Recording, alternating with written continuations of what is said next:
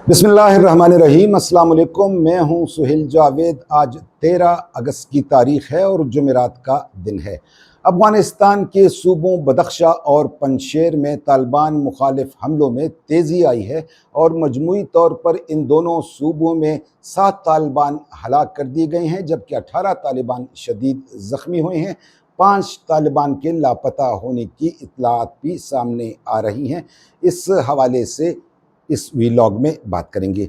इसके साथ साथ नाज़रीन, रूस के सदर ज़ेलेंस्की ने अमेरिका से मुतालबा किया है कि वो रूस के बैलिस्टिक मिसाइलों को रोकने के लिए इसे फौरी पेट्रियट मिसाइल फराहम करे ताकि रूस का मुकाबला किया जा सके। इसके साथ साथ नाज़रीन, शामी इलाके जोलान की पहाड़ियों पर इसराइली तसल्लुत और वहाँ पर इसराइली कवानीन के निफाज की पाकिस्तान ने शदीद अल्फाज में मज़म्मत की है और इसे मुस्तरद कर दिया है और सलामती कौंसिल से मुतालबा किया है कि वो इसका फौरी नोटिस ले और अक़वाम मुत्तहिदा की इस हवाले से करारदाद की पासदारी की जाए। इस व्लॉग में इस हवाले से भी बात करेंगे। इसके साथ साथ नाज़रीन, यमन के एक जजीरे से सऊदी अफवाज के कमांडरों का इनखला हुआ है, इस हवाले से भी इस व्लॉग में बात करेंगे।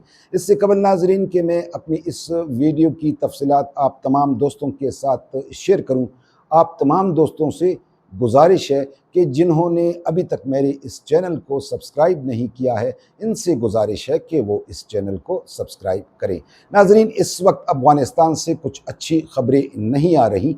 गुज़श्ता रोज़ मुनहरिफ तालिबान कमांडर जुमा खान फतह के दामाद को तालिबान ने हिरासत में लेने के बाद कत्ल कर दिया था, जिसके बाद इससे बदख्शां में काफ़ी कशीदगी फैली। इस वक्त बताया ये जा रहा है कि जुमा खान कमांडर के जंगजोओं ने तालिबान के साथ एक झड़प के दौरान 6 तालिबान को हलाक और 16 को शदीद ज़ख्मी किया है, जबकि इस झड़प के दौरान बताया ये जा रहा है कि 5 तालिबान लापता भी हुए हैं, जिनके बारे में सोशल मीडिया में इस वक्त खबरें गर्दिश कर रही हैं कि ये भी जंगजोओं की कैद में हैं। इस हवाले से नाज़रीन, मैं आपको ये भी बताता चलूँ कि पंजशेर का एक ज़िला है खंज, उसका एक इलाका है ब्रजमन, उसमें तालिबान के ज़ेर इस्तेमाल एक रेंजर गाड़ी पर भी हमला किया गया है।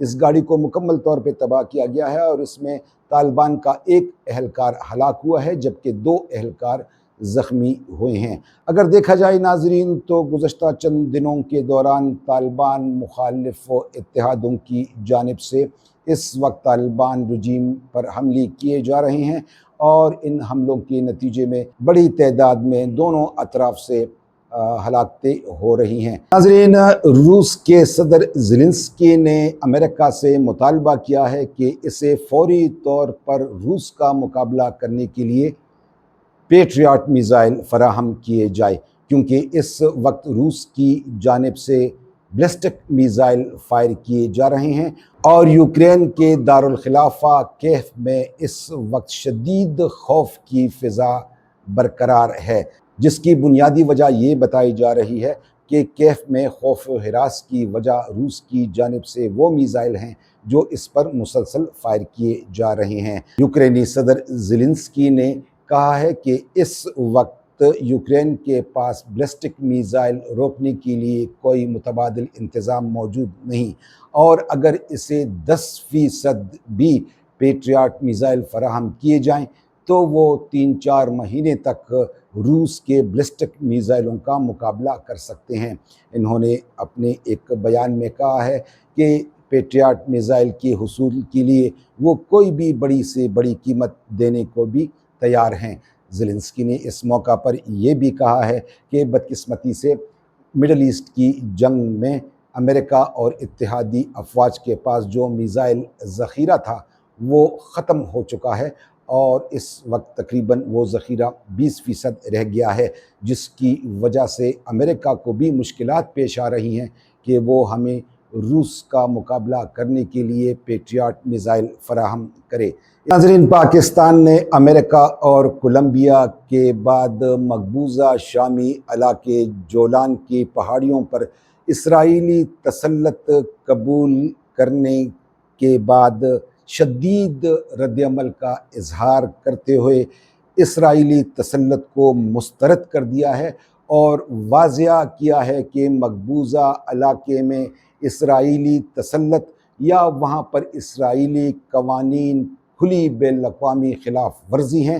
انہوں نے سلامتی کونسل پر زور دیا ہے کہ سلامتی کونسل کی اس حوالے سے قرارداد نمبر 497 پر فوری عمل درآمد کیا جائے اور مقبوضہ جولان پہاڑیوں پر اسرائیل کے قبضے کا نوٹس لیا جائے اور اسرائیل کے خلاف عالمی قوانین کے تحت کارروائی کی جائے۔ امریکہ اور کولمبیا نے اسرائیل کے اس اقدام کو تسلیم کیا ہے، جبکہ پاکستان نے اس پر اپنا شدید رد عمل ظاہر کیا ہے۔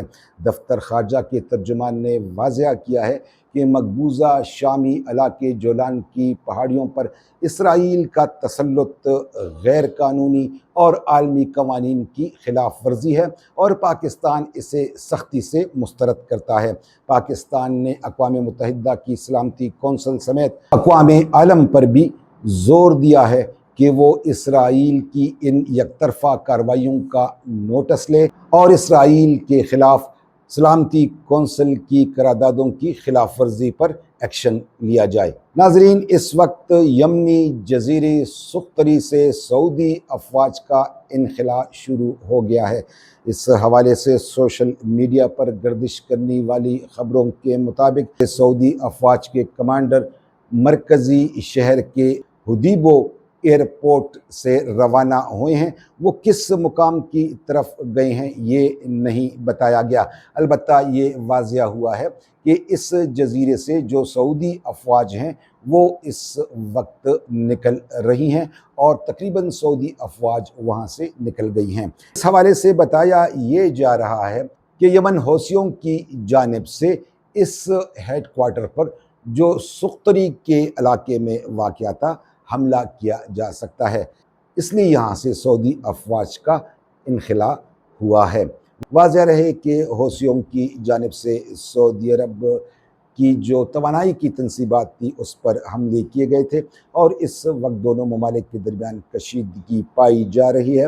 یمنی حوثیوں کی جانب سے حملوں کے جواب میں سعودی عرب نے اپنا حق دفاع استعمال کرتے ہوئے یمن اور عراق میں حوثیوں اور ملیشیا کے خلاف کارروائی بھی عمل میں لائی تھی، جس میں متعدد حوثیوں اور عراقی ملیشیا کو ہلاک کر دیا گیا تھا۔ اس کے ساتھ ہی ناظرین ہمارے اس ویلاگ کا وقت ختم ہوا۔ انشاءاللہ اگلی ویلاگ میں آپ کے ساتھ دوبارہ حاضر ہوں گے۔ اس وقت تک فی امان اللہ۔